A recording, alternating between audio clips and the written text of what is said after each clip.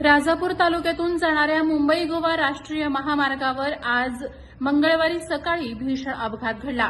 ओणी तिवंदामाळ परिसरात सकाळी सुमारे 11:15 वाजण्याच्या सुमारास हा अपघात झाला असून या दुर्घटनेत एका ट्रक चालकाचा जागीच मृत्यू झालाय।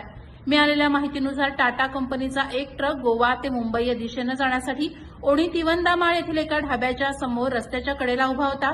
त्याचवेळी गोव्यातून मुंबईकडे जाणारा भारत बेन्झ कंपनीचा भरधाव ट्रक अचानक त्या उभ्या असलेल्या ट्रकला जोरदार धडकला। धडकेचा वेग इतका प्रचंड होता की भारत बेन्झ ट्रकच्या केबिनचे मोठ्या प्रमाणात नुकसान झालं। या अपघातात भारत बेन्झ कंपनीच्या ट्रकमधील चालकाचा जागीच मृत्यू झाला।